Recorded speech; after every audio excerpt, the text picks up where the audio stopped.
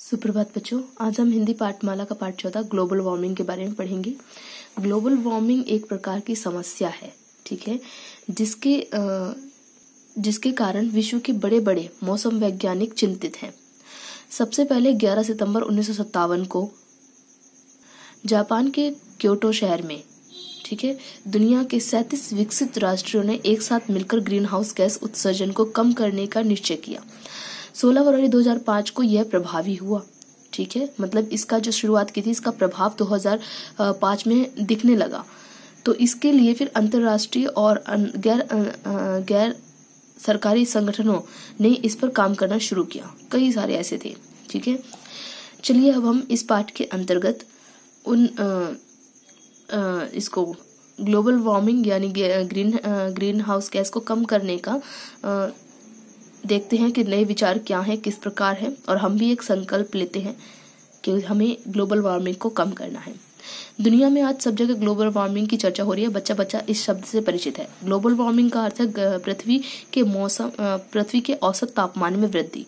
अर्थात पृथ्वी का एक औसत तापमान होता है कि जैसे कि किसी भी ग्रह पर देखो जीवन नहीं है, केवल पृथ्वी पर जीवन है, और पृथ्वी में एक तय होता है कि इतनी गर्मी होनी चाहिए, इतनी सर्दी होनी चाहिए, इतनी बरसात होनी चाहिए, ताकि मनुष्य जीवन सुचारू रूप से चलता रहे। तो यहाँ पे जो औसत तापमान था उसमें अब वृद्धि हो रही है। गर्मी जो इतनी थी ना, अब वो इतनी ज्यादा हो रही है, ठीक है। तो उसमें बढ़ गई है वो वायुमंडल अर्थात वातावरण, ठीक है, आसपास का जो वातावरण है में कार्बन डाइऑक्साइड की मात्रा बढ़ने से इस ग्लोबल वार्मिंग ने सबको परेशान कर रखा है। कार्बन डाइऑक्साइड की मात्रा बढ़ने के कारण ही ग्लोबल वार्मिंग बढ़ रही है। ग्लोबल वार्मिंग के कारण पूरी दुनिया में आशा के विपरीत जलवायु में परिवर्तन दिखाई दे रहा है। आशा के विपरीत मतलब जैसा कि अनुमान लगा के रखते हैं हमारे वैज्ञानिक, जो हमारे मौसम वैज्ञानिक होते हैं, वो पहले ही अनुमान लगा के रखते हैं कि इतने से इतना तापमान रहेगा और मनुष्य जीवन सुचारू रूप से चलता रहे। उसके लिए एक जो निश्चित है कि इतना तापमान होना चाहिए, वो उल्टा हो रहा है, अब उसके दुगना हो गया है, ठीक है। तो वो परिवर्तन हमें दिख रहा है ग्लोबल वार्मिंग के कारण। आखिर ऐसा क्यों हो रहा है? मौसम वैज्ञानिकों के अनुसार इसका कारण हमारा आधुनिक नागरिक सभ्यता ही है, ठीक है। जो ग्लोबल वार्मिंग है ये क्यों बढ़ रही है, इसका जो मौसम वैज्ञानिक जो है उन्होंने उत्तर दिया, उन्होंने ये कहा है कि जो हमारा आधुनिक नागरिक सभ्यता है, यानी कि हम लोग, हमारी जीवन शैली आज पूरी तरह से यंत्रों पर आधारित है। यंत्र यानी मशीनों पर, ठीक है। हम हर काम मशीनों के जरिए ही कर रहे हैं। तो मशीनों को क्या, चलने के लिए डीजल पेट्रोल कुछ तो चाहिए।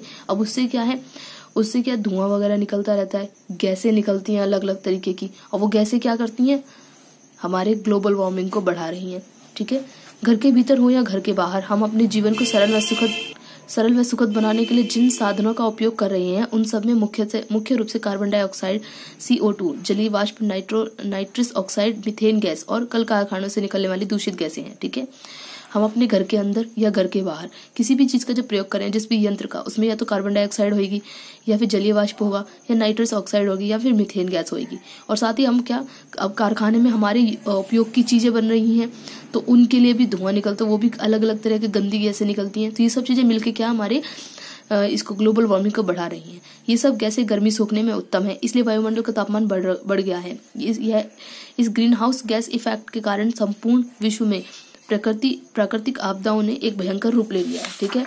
जो अब प्रकृति है, अगर हम अपने इसमें बदलाव कर रहे हैं, हम प्रकृति से छेड़छाड़ कर रहे हैं, तो भैया वो भी बदला ही लेगी, ठीक है। तो वो भी चुप नहीं बैठेगी, तो वो बदला ले रही है। अब वो बदला किस प्रकार ले रही है? हर साल ध्रुवीय प्रांत में आर्कटिक सागर का जमा हुआ पानी पिघलता है। आर्कटिक सागर जहाँ पे है वहां पे पानी जमा हो रखा है, मतलब बर्फ है वहां पे। अब वो बर्फ क्या है, पिघलने लग रही है क्योंकि गर्मी बढ़ रही है। किंतु अब नासा के वैज्ञानिकों के अनुसार यह बर्फ बहुत ज्यादा पिघल रही है। पहले तो पिघलती थी, पर अब ये तो बहुत ज्यादा पिघल रही है, ठीक है। और जब बर्फ पिघलेगी तो क्या, पानी बन जाएगा। पानी से क्या होगा, बाढ़ आएगी और सारे धरती पानी में। तो वो चीज हो रही है, ज्यादा पिघल रही है। और समुद्री जल स्तर बढ़ने से अनेक भूभाग के डूब जाने तथा गर्मी बढ़ने का संकट पैदा हो रहा है, ठीक है। तो जो है पानी ज्यादा होगा तो क्या, कई सारे भाग हैं वो जो डूब जाएंगे, धरती की डूब जाएगी, ठीक है। इस वर्ष संपूर्ण विश्व में दिसंबर, जनवरी, फरवरी 2015-16 में सर्दी भी काफी कम रही। अब क्या है, गर्मी इतनी ज्यादा बढ़ गई है कि दिसंबर, जनवरी, फरवरी ये तीनों महीने भयंकर सर्दी के महीने होते हैं। पर लेकिन इस टाइम पे क्या रहा, सर्दी बहुत कम रही। इससे सभी पशु पक्षियों का जीवन खतरे में पड़ गया। खासकर आर्कटिक प्रदेश में श्वेत हिम भालुओं का, जो श्वेत हिम भालू होते हैं वो पूर्ण रूप से बर्फ में ही रहते हैं। ठीक है। ये सफेद रंग के भालू होते हैं, हिम भालू मतलब बर्फ में रहने वाले, ठीक है। तो ये भालू, इनका जीवन बहुत ज्यादा खतरे में पड़ गया है क्योंकि गर्मी बहुत ज्यादा बढ़ गई है, अब ठंड रही नहीं। साइबेरियन पक्षियों का तथा समुद्री कोरल रीफ प्रभाव भित्तिका का, ठीक है। हिम भालुओं के साथ साथ साइबेरियन पक्षियों का और साथ ही समुद्री कोरल रीफ जो एक प्रकार का प्रवाल भित्तिका होता है, उसका भी जीवन खतरे में पड़ गया है। ग्लोबल वार्मिंग के कारण जलवायु में आशा के विपरीत परिवर्तन हो रहे हैं। 4 अप्रैल 2016 को पाकिस्तान के खैबर पख्तूनख्वा में भारी बारिश से कम 71 जाने गई और अनेक मकान ढह गए। भारी जानमाल का नुकसान हुआ। खड़ी फसल को भी नुकसान पहुंचा। इसी प्रकार भारत में बारिश न होने से उत्तर भारत में कई इलाके सूखाग्रस्त हो गए। सूखाग्रस्त यानी कि पानी की कमी से प्रभावित। उससे क्या होता है, धरती ना इस तरह से फटने लग जाती है, ठीक है, जब पानी नहीं होता है तो।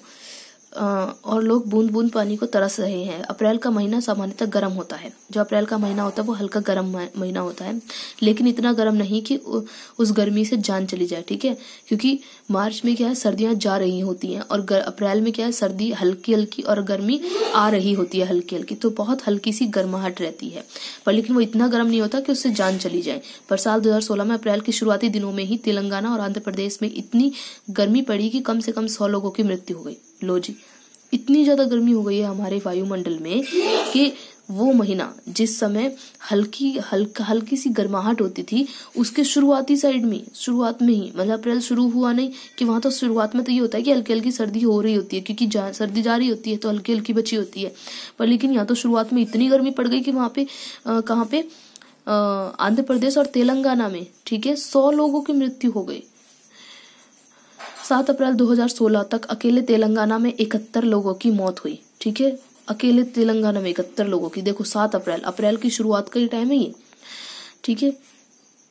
मौतों की पुष्टि सरकार ने की। अभी आने वाले समय में और कितनी जाने जाएंगी कोई नहीं कह सकता। सही बात है, अभी ग्लोबल वार्मिंग और बढ़ेगा। अगर जिस तरह से हम अभी काम कर रहे हैं यंत्रों के आधार पर और हम आगे करते रहेंगे तो ग्लोबल वार्मिंग और बढ़ेगी और उससे न जाने कितनी जाने जाएंगी। यह सब प्राकृतिक आपदाएं मानव द्वारा उत्पन्न ग्लोबल वार्मिंग के परिणाम है, ठीक है।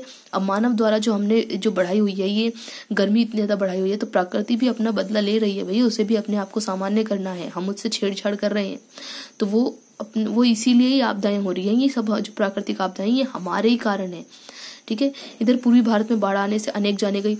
देखो पूर्वी भारत जो होता है वहां पे इतनी बारिश होती है, जबकि वहां पे नॉर्मल बारिश होनी थी, पर लेकिन वहां हद से ज्यादा बारिश हो रही है इस ग्लोबल वार्मिंग के कारण। न केवल भारत और पाकिस्तान बल्कि दुनिया के सभी देशों पर ग्लोबल वार्मिंग का प्रभाव दिखाई पड़ रहा है, क्योंकि दुनिया के सभी देश हैं जो कि आजकल के टाइम पे यंत्रों पर आधारित है। हर एक व्यक्ति, ओजोन परत के क्षरण से पृथ्वी पर तापमान बढ़ रहा है। क्षरण या नुकसान से, ठीक है। ओजोन परत एक तरह की परत होती है जो हमारी पृथ्वी पर, जैसे मान लो ये हमारी पृथ्वी है, ठीक है, इस पृथ्वी पर एक ओजोन परत चढ़ी रहती है इस तरह से, जो क्या है, सूरज की जो एक किरण होती है उससे हमें बचाती है। देखिए आगे कैसे ओजोन परत हमारी धरती के लिए एक सुरक्षा कवच का काम करती है, बताया मैंने अभी यहाँ पे सुरक्षा कवच। और यह सूर्य की पराबैंगनी यानी अल्ट्रावायलेट किरणों को ओजोन आने से रोकती है। जो इसकी सूरज की अल्ट्रावायलेट किरणें होती है इसको ये पृथ्वी पर आने से रोक देती है, यहीं पे रोक लेती है। इससे क्या होता है, क्लोरोफ्लोरोकार्बस के कारण ओजोन परत में छेद हो रहा है, ठीक है। ये जो रोकती है इससे क्या गर्मी नहीं आती, हमारी पृथ्वी सुरक्षित रहती है और सीधी गर्मी हमारे पास नहीं आती। पर लेकिन अब क्या हो रहा है, क्लोरोफ्लोरोकार्बस के कारण ये जो ओजोन परत है ना इसमें छेद हो रहा है, जिसके कारण सूर्य की किरणें सीधे धरती पर आ रही हैं और वातावरण को गर्म कर रही हैं, ठीक है। अब जो ये परत थी ये टूट रही है, टूटने की वजह से ये क्या किरण सीधे पृथ्वी पर आती है और एकदम से गर्म करती है। ग्लोबल वार्मिंग के दुष्प्रभाव मतलब गंदे प्रभाव, खराब प्रभाव से मक्खी, मच्छर व अन्य कीड़े मकोड़ों के बढ़ने से हैजा, डेंगू, इबोला, मलेरिया और दूसरी बीमारियों के बढ़ने का खतरा पैदा हो गया है, ठीक है। अब जो क्या है, ये जो इसके दुष्प्रभाव, ग्लोबल वार्मिंग के दुष्प्रभाव के कारण क्या मक्खी, मच्छर, ये सब कीड़े मकोड़े पैदा हो रहे हैं और ये क्या कर रहे हैं, ये हैजा, डेंगू, इबोला, मलेरिया, इस तरह की खतरनाक बीमारियों को पैदा कर रहे हैं, जिनका इलाज बहुत मतलब होता है कि थोड़ा सा अभी जैसे शुरुआत हुई किसी व्यक्ति को और एकदम से इतना हाइपर होगा कि व्यक्ति की मौत। बस ये बीमारियां ऐसी होती हैं, ये नहीं धीरे धीरे धीरे चलेंगी, नहीं, ये ऐसे हुई एकदम से हाई पे गई, मतलब बहुत उच्च स्तर पर गई और एकदम व्यक्ति की मौत। तो इस तरह की बीमारियां होती है, तो ये बीमारियां बहुत खतरे वाली होती हैं, ठीक है, ये बहुत खतरनाक है और इसी तरह की बीमारियां बढ़ रही हैं। ओजोन की परत से पराबैंगनी किरणों के संपर्क में आने से त्वचा संबंधी रोग, खासकर त्वचा यानी कि हमारी जो स्किन होती है, जैसे हम स्किन बोलते हैं, त्वचा यानी खाल, ठीक है, इससे संबंधित रोग हो रहे हैं, खासकर स्किन कैंसर, ठीक है, जो ये त्वचा कैंसर जो होता है वो बहुत ज्यादा हो रहा है। अतः ग्लोबल वार्मिंग के दुष्प्रभाव से पृथ्वी को बचाने के लिए जीवाश्म ईंधनों के प्रयोग को कम करना होगा। जीवाश्म यानी अवशेष, जो हम होते हैं ना, जो अवशेष होते हैं, हम उनके ईंधन का प्रयोग करते हैं, ठीक है, तो उनका हमें कम करना होगा। क्लोरोफ्लोरोकार्बस की मात्रा पर अंकुश लगाना होगा। हमें ऐसी चीजों का कम प्रयोग करना होगा जिसमें कम क्या, हमें बिल्कुल ही नहीं करना चाहिए जिनमें क्लोरोफ्लोरोकार्बस प्रयोग होता हो, ठीक है। हमें वो चीजें अंकुश लगाना है, मतलब बिल्कुल ही खत्म कर देना है,